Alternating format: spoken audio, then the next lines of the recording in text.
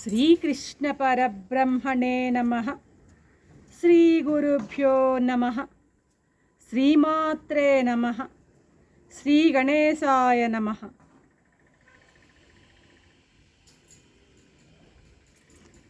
ప్రియాత్మ బంధువులారా, నూతన ఆంగ్ల సంవత్సర శుభాకాంక్షలు.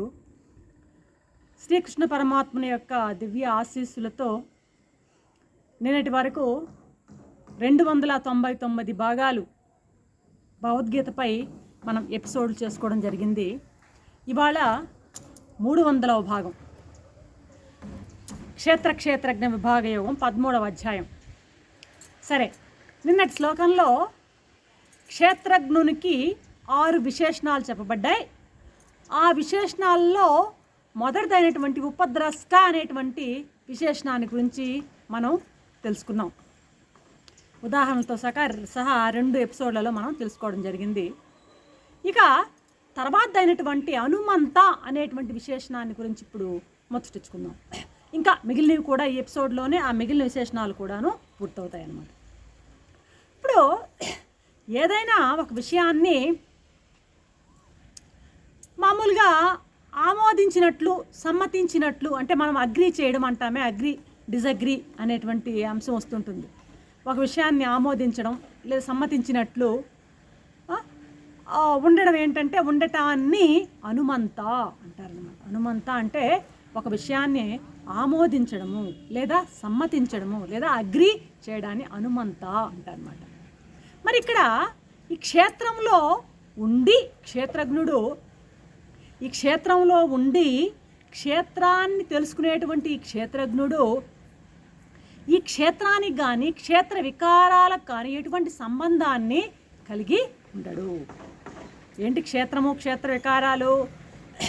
కారణ శరీరము, సూక్ష్మ శరీరము, స్థూల శరీరము అన్నీ కూడాను క్షేత్రాలే. వాటికి సంబంధించినటువంటి అన్నీ కూడాను, మిగతా అన్నీ కూడాను క్షేత్ర వికారాలే. ఆలోచనలు, వృత్తులు, సంకల్పాలు అయితేనేమి, సుఖాలైతే, దుఃఖమైతేమి అన్నీ కూడాను క్షేత్ర వికారాల కిందకే వస్తాయన్నమాట. వాటన్నిటి వేటికి సంబంధాన్ని కలిగి ఉండడు. దేహము, ఇంద్రియాలు వాటి పనులు చేసుకుంటూ ఉన్నా సరే తాను వాటిని అవుననడు, కాదనడు. అయితే ఈ క్షేత్రజ్ఞుని సన్నిధిలోనే, ఇతని సన్నిధానంలోనే ఇంద్రియాలు ఆయా పనులని చేస్తూ ఉండడం జరుగుతుందన్నమాట.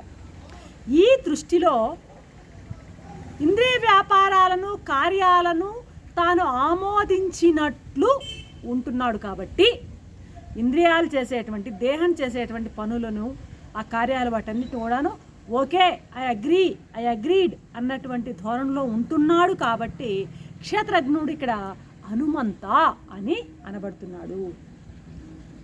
ఇప్పుడు దీపం ఉంది, దీపం కింద అన్ని కార్యాలకు అది అవకాశం ఇస్తుంది.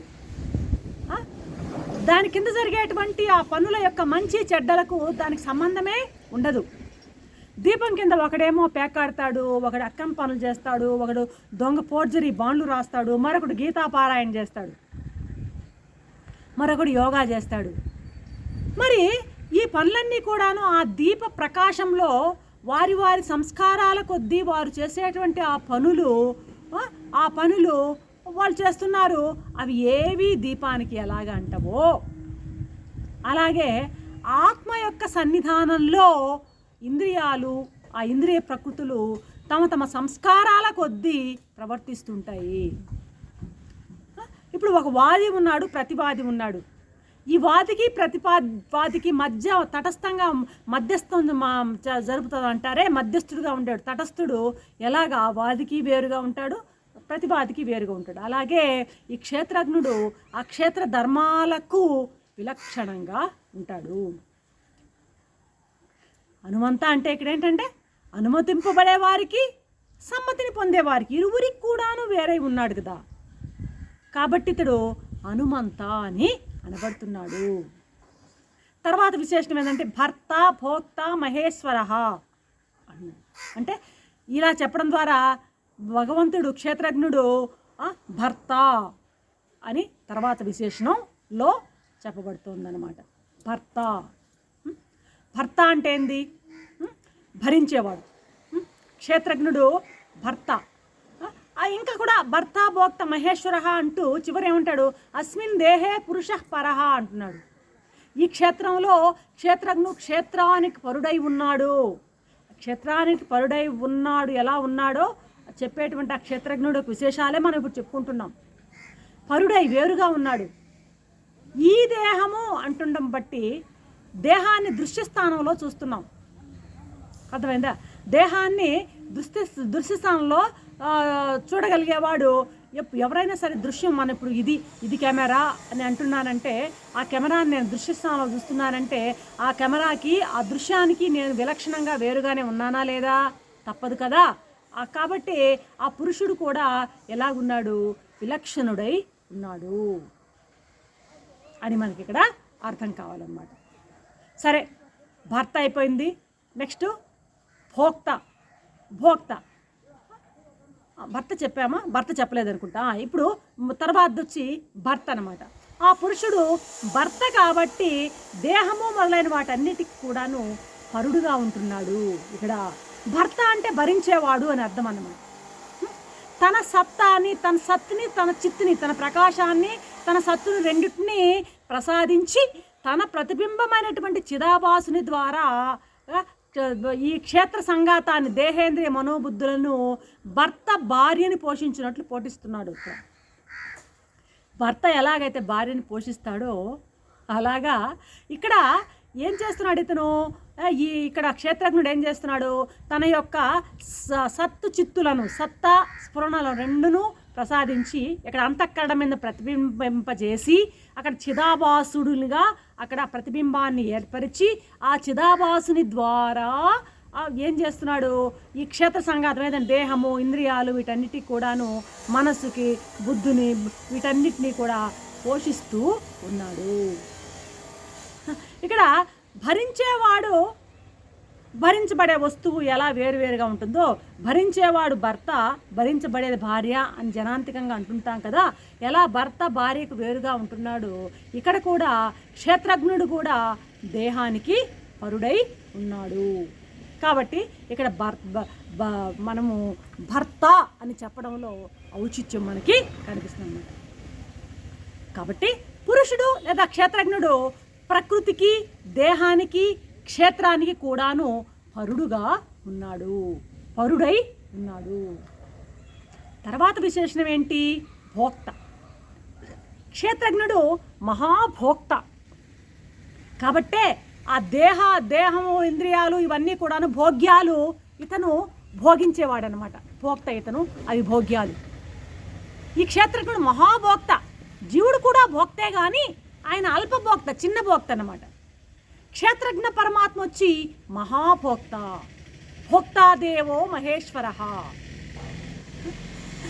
జీవుడైతే ఈ కోరికలతో పీడింపబడి ఇంద్రియాల సహాయంతో భోగాలని అనుభవిస్తూ ఉంటాడు జీవుడు. పరమాత్ముడు అలా కాదు. పరమాత్మ నిత్య తృప్తుడై తన చైతన్య స్వరూపంతో అనుభవిస్తాడనమాట. ఇప్పుడు చూడండి, ఒక చిన్న ఉదాహరణ. ఒక కుస్తీ పట్టేటువంటి ఒక ఆట జరుగుతోంది అనుకుందాం. ఆ కుస్తీ పట్టే ఆటని చూసేవాడు ఏదో పైన గ్యాలరీలో కూర్చుని చూస్తూ ఉంటాడు అనుకుంటాడు. ఇప్పుడు ఈ కుస్తీ పట్టేవాడు, నిజంగా కుస్తీ పట్టేవాడు వాడు ఎంతసేపు అశాంతి, ఆయాసంతో ఉంటుంది. పోటీలో నెగ్గాలన్న భావంతో, ఆ టెన్షన్ వాటితో ఉంటాడు వీడు. ఎవరు? కుస్తీలో పాల్గొనేవాళ్ళు. వాళ్ళకి నిజమైనటువంటి ఆనందం, వాళ్ళకి ఏమి ప్రశాంతత ఉండదన్నమాట. అలా కాకుండా గ్యాలరీలో కూర్చొని, ప్రేక్షకుడి స్థాయిలో కూర్చొని ఆ కుస్తీ పట్టును చూసేవాడికి వాడు ఎలా ఉంటాడు? వాడు సాక్షిగా నిర్వికారమైనటువంటి ఆనందాన్ని అనుభవిస్తూ ఉంటాడు. అలాగే లోపల ఉన్నటువంటి క్షేత్రజ్ఞుడు నిర్వికారమైనటువంటి ఆనందాన్ని అనుభవిస్తూ ఉంటాడు. వేరాజ్ ఇక్కడ ఈ జీవుడు ఉన్నాడే, ఈ జీవుడు ఆయాసాన్ని పొందుతూ ఉంటాడు. కుస్తీ పట్టేవాళ్ళు ఎట్టా అంటే ఆయాసం పడుతుంటారు, అలాంటి ఆయాసం జీవుడు పడుతుంటాడు. ఆ లోపల ఉన్నటువంటి ఆ పురుషుడు, ఆ యొక్క ప్రత్యేగాత్మ మాత్రము హాయిగా ప్రశాంతంగా సాక్షీభూతంగా దీన్ని తిలకిస్తూ ఉంటాడనమాట. కాబట్టి మనము ఈ శ్లోకంలో 22వ శ్లోకంలో చెప్పబడినటువంటి 6 విశేషణాలు, ఉపద్రష్ట, అనుమంత, భర్త, భోక్త, ఇంకా మహేశ్వర అనేటువంటి ఈ విశేషణాలన్నింటినీ కూడాను మనం చూడడం జరిగిందనమాట. రేపటి ఎపిసోడ్లో మరొక అంశంతో మేము ముందుంటాను. అంతవరకు సెలవు. సర్వం శ్రీకృష్ణ చరణారవింద అర్పణం. ఓం శాంతి శాంతి శాంతి.